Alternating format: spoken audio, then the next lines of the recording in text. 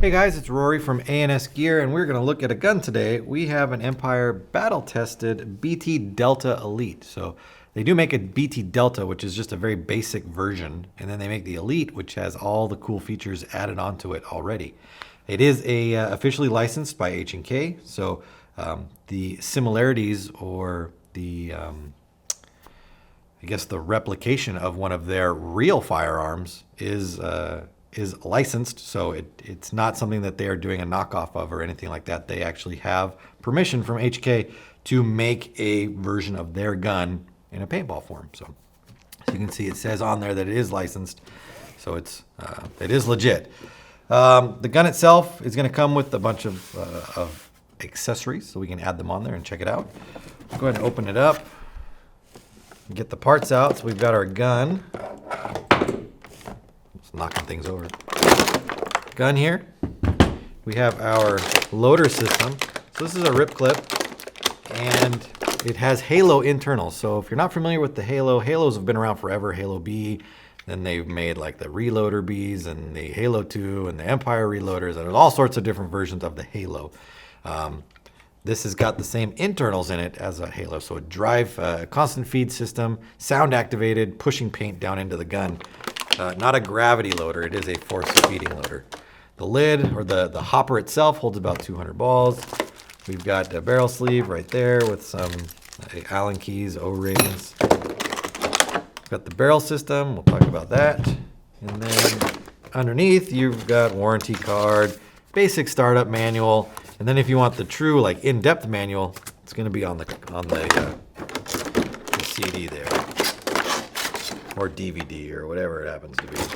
I don't know what format that thing is in. All right, let's move this out of the way. So the gun itself resembles, obviously we talked about an HK weapon, kind of like the submachine gun style, something that its SEALs would use. Very compact, very small. Body-wise, it is the same as the Delta setup right there, just with the extra features, with the rail on the top. The front foregrip here, which isn't removable, it's just something to hold onto and shoot, or to give you a little bit more grip or stability. Steel braided line comes down there. That's pretty common with guns like this right here. There's no reason that you really ever want to change that out, unless you were doing some sort of drop forward system on the bottom here where you would need to redo this line setup. But they're pretty strong and pretty robust. So if you're not planning on doing that, just leave it alone. There's no benefit to changing it out to anything else. You have an electronic grip frame right here. So you have 5 different firing modes, semi-auto, 10 balls per second and 13 balls per second PSP, and 10 balls and 13 balls per second NXL. So a couple different firing mode options through there. Plus you get just semi-auto with an electric trigger, which makes it super simple to shoot. You're not pulling this big, long, clunky trigger or anything. Just nice, quick shots there. On-off button on the back, and then this kind of gives you a visual readout by lights flashing, what mode you're in and your battery levels, things like that. On the stock, on the back here, collapsible stock, adjusted from this little toggle at the bottom. That'll let you pull that out.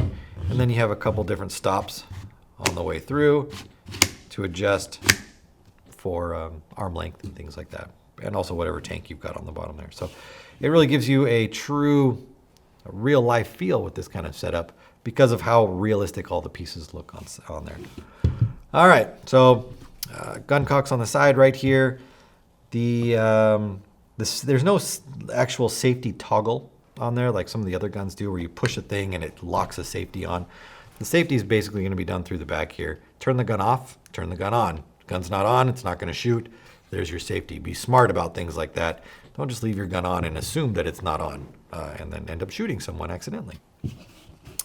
We talked about this, but it is removable. I just want to let you guys know. You can undo these screws here and take it off if you don't like it, and you could replace it with a different foregrip of some sort. But it is not hard locked on there. You can take it off. We talked about this. You've got your force feeding drive at the bottom on there. It is sprung, so as it turns, the motor actually spins inside there and winds up the spring. And the spring then, as it unwinds, is what's pushing the paint down into your gun. You have a little, what they call a rip drive on the bottom, hence the name rip clip, which lets you force paint forward should your batteries die while you're playing, and lets you keep playing. If you were to not have this on the bottom and your batteries died, this would just be no good. You would not be able to shoot your gun. You could not shake this and make paint go into your gun. There would be no way to use it. So you do need to have some sort of fail-safe just in case your batteries die. Because I know people forget. I've done it. You get out there and you can't figure out why your gun doesn't shoot. It's because your loader doesn't work. So that'll save you in certain instances. And when you turn this, if I put my finger in there and simulate a ball, I don't know if you can see down in there. There we go. I can wind that spring up by turning it, and then when I move my finger out of the way, that unwinds and it pushes paint. So you don't have to keep turning it. You can turn this and wind that spring up, and then shoot a couple times, and it will unwind, and then wind it up. You see how that goes from there. Loader goes on top. This uses the same style loader as the A5 or the Cyclone feed system. So if there's aftermarket feed or hoppers that you like better, they'll go on there no problem. And then this just mounts right up to the top here. Flip. He's got these two adjusters. You snap it on there, tighten it down, and it sits there perfect. On-off button on the back. And again, it is sound activated, so when it hears the gun shoot, it'll move on the inside there and push paint down into your gun. Last feature on here is the barrel.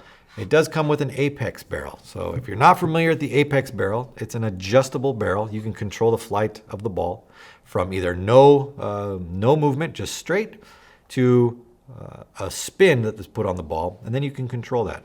By moving this tongue or this lever up inside here, it controls how much spin is put on the ball. And if we have it in a vertical position, you get vertical spin. The ball will come out and lift up and give you distance.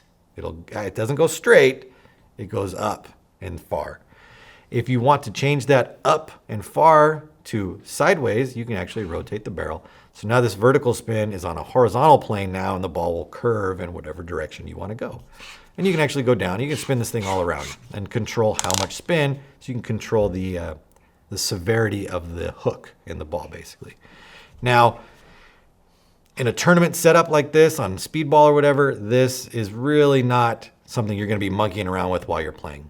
In a woods ball scenario where you have time and you can adjust and shoot and adjust and shoot, it actually comes in pretty handy, and it does work. It's not a gimmick. It's not something that they think might work. It really, truly works, and you can move that ball around. You just need to have the time to adjust the shots. So you get a lot of goodies with this gun, a lot of fun stuff to play with, a lot of things you can change around. Plus, it's got the options on there to put more stuff on or change the stuff that it comes with. So the choice is up to you. The battle-tested BT Delta Elite, officially licensed by HK with Halo technology in the loader. It's available through the website. Order yours now through ansgear.com.